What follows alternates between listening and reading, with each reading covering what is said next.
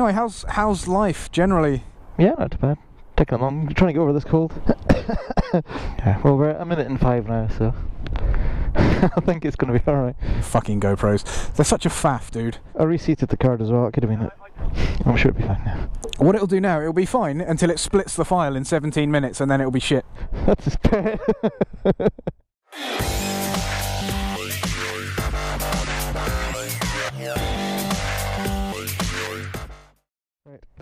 Shall we do this thing then? So the idea of the dual vlog is Weem and I are going to be talking about electronics on motorcycles, cornering, ABS, traction control, all of this kind of shit. So Weem is going to be arguing against, and I'm going to argue that it is all good shit. Does that sound right to you? Yeah, that sounds right. I'm going to be playing devil's advocate, and I'm going to be disagreeing with pretty much everything that Weem says. It may not necessarily be how I genuinely feel. Disconnected. Are we back? Yes, we're back. This is going to be really interesting, isn't it? At least it's reconnecting, that's pretty good actually. So we'll both take opposing sides. I'm voting against, arguing against, and he's voting for, or arguing for. Let the discussion begin. How about we start with a baseline somewhere, something that we can both relate to. We've both ridden the S1000RR. Now, I know for a fact that it has ABS, and it also has that brake bias system, doesn't it? Where if you lean too much on the front, it also applies the brakes on the rear. From the standpoint of being for the electronics, that's going to save people's asses by applying the correct amount of brake pressure to the rear so you don't lose the front end, right? I agree with that to a point. On the other side of that, what you're losing is some control of the bike, and I know that a lot of the police riders that have Hondas and stuff like that, which have the dual braking system, they try to get them disconnected because they've got more control if they can slide the rear if they need to get them out of a sticky situation. That's quite edge casey, right? Because the majority of people that buy bikes are going to be average Joes who aren't ever going to try and lock the back brake up unless they have some kind of mental disorder. But it doesn't give them the experience then to get into trouble and learn how to get out of it, because if the bike's doing everything for them, then they'll never actually learn that skill themselves. Okay, so what else does the bike have? Does it have anti-wheelie? Yes, it does. It's a traction control, isn't it? Traction control and anti-wheelie. Required IMO for a bike with 200 horsepower, because the majority of the peen-asses that buy it have no idea how to control that kind of power anyway. You could kind of argue the point that you rely too much on the electronics, because if the sensor doesn't work, then you're going to be 12 o'clocking it rather. Yeah, that's also a very fair point. What if it doesn't work, man? No, I can't do that. I can't agree with you, can I? Shit. Okay. But modern materials and manufacturing processes are getting better and better every day, so reliability is becoming less of an issue. Maybe. How about, do we have to talk about rider aids? Aids. Or can we just talk about electronics in general? Heated grips, cruise control, that kind of shit, that's awesome. The reason why I'm a huge fan of the heated grip situation, especially as standard on the S1000, Badger and I went out one evening for a meal, and when we came back it was dark, aka freezing, and I went to the toilet and touched my dick with literally icicle fingers, and it was the worst thing I've done in a long time.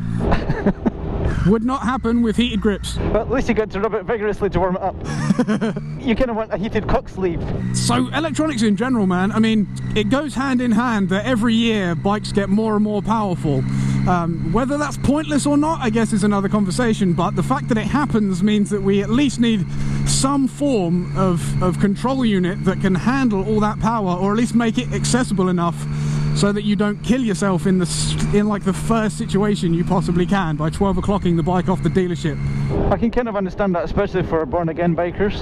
You know, they might get on a bike and the last thing that they rode was 15 years ago. They've gone from like a 90 horsepower CBR 600, the old F body ones, and now they're going on to I don't know, 200 horsepower R1. It's unfortunate maybe that all these electronics are required. It's really difficult for me to be on the other side of this argument, because I agree with you on so many things that it makes it really difficult to defend against the really smart and reasonable things that you say. I can't just be like, no, fuck you, that's stupid. That's wrong. I genuinely feel like a lot of these new electronic advancements are needed. You know, they shouldn't just be luxuries, they're fucking required. Shall I be for and you be against then? I've no idea, because I think we're both in the same kind of ballpark, because I know that you much prefer a bike to be much more pure. I'm assuming here, stop me if I'm wrong, that you feel that the less things between you and the road, the better, right? The more fun the experience. To a point, I think that having it limited with electronics is good to learn the limits of tyres and power and stuff like that. So like the new R1 where it's got the three-way axis diabolics, so that you can basically go full back on the throttle and it'll spin up the rear, but it never really breaks loose. And that's great for getting that kind of feel for how a bike can do that. But then when you jump on a bike that hasn't got it and you do the same thing, you're going to get flying off. Then you're in the shit. So you get familiar for the feel of it, but you haven't learned the skill of it. I think that's the one main thing, is that it's a limiting factor where you won't necessarily learn as much as you do when you get on a more manual bike or even car. Yeah, I agree, man. I think generally you're going to be the better rider if you have more road time on a bike, such as, actually the Fireblade's a perfect example. Something that is literally just power with nothing interfering in between. You're going to learn a lot more about how to control what you've got than, like you say, somebody who jumps on a big powerful thing with all these automatic throttling things that stop you from dying, who then goes and jumps on a Fireblade and just turns into ashes straight away because they've hit a wall and set on fire. Or even the first time they switch all the electronics off when they go into race mode. You know, if they get brain fade for a minute and forget, then the next thing you know they're looking at the sky. So going back to what you were saying before, I think it's one of the reasons that's so dangerous is because these bikes have so much power now. People are getting way too comfortable with ridiculous corner entry speeds and stuff like that you just can't support on a normal or / older bike. You just can't do it. To put it on the same perspective as a car, it would be the same as going between something like a GT-Air and then switching over to something like a Westfield or a Caterham where it's entirely manual. Yeah, but the thing is, as soon as you go into a corner in the Westfield, what are you going to do? You're going to overcook it and spin out, right? First corner, I bet you. Yep. How about if during your test, for example, you were only allowed to pass on more manual bikes with much less of this electronic wizardry these days? Well, I don't know if that extends down to like 600s that are restricted. Do you mean like ABS? Yeah, all that kind of shit, because what's the point of teaching someone how to do an emergency stop if you have ABS? It's not down to you, is it? This is a difficult thing to argue for. I love that these bikes have this kind of stuff. I really do. Because it's the only way to make a 200 horsepower motorcycle rideable for the majority of us who aren't Rossies. Well, you could argue against that to say that 200 horsepower on the road is excessive. It's easy to ride because you aren't constantly surfing gears like you are on a 600 or something like that. So you've got the power, and you've got crazy power if you really need crazy power, but that's just for the kind of weekend hackers. You're kind of going to have that mentality when you get something like the S1000. I don't see somebody doing 180 going down their commute. So. True, but we've kind of reached the point now that these bikes are so readily available that as much as these guys, you know, maybe shouldn't do what they do on the roads, the fact is that if we don't have that kind of electronic wizardry there to save their asses, they will just go and kill themselves and or somebody else, like straight away. One of the advantages of having bikes that have got that kind of electronic restrictions and aids.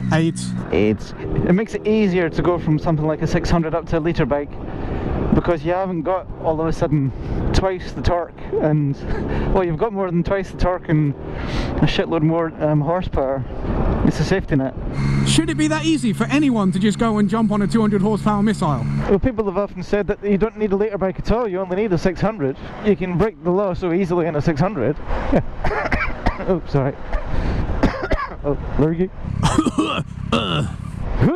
Sorry. Alright, so what haven't we talked about? Well, you've got all the suspension bits and bobs that are on the S1000, all the electronic suspension. Oh yeah, that's true. The reason why I'm all for that kind of shit is a bit of an oxymoron, actually. It's kind of pointless in a good way, because it makes bikes like that much more accessible to people like me who live on a place like the Isle of Wight that has the shittest roads you've ever seen, because that electronic damping just makes the bike so much more comfortable and usable. However, the flip side of it is I now have much more usable 200 horsepower to use on a shitty road, which is bad. So I'm not quite sure how to feel about it, if I'm honest. I mean, I never really experienced it before, the S1000 either. So how about we put it to the viewers where, what do they think, good or bad? Is it something that it should be encouraged to have on bikes? Not just like the 200 horsepower monsters that are around now, but 600s? Is it something that should be on everything, or is it a bad idea? Should it be more manual? I guess one of the questions is, do all these electronics promote a dangerous riding style? Yeah. So let us know in the comments below. Yes, let us know. Well, this is Weem, so I'll catch you guys next time. Peace out. Weem has been Weem, coming to you from London. I'm so sorry, I'm so bad at doing that. And as usual, Weem has been Weem, I've been Smo, and you guys have been awesome. Thank you so much for watching. Let us know how you feel in the comments. Peace.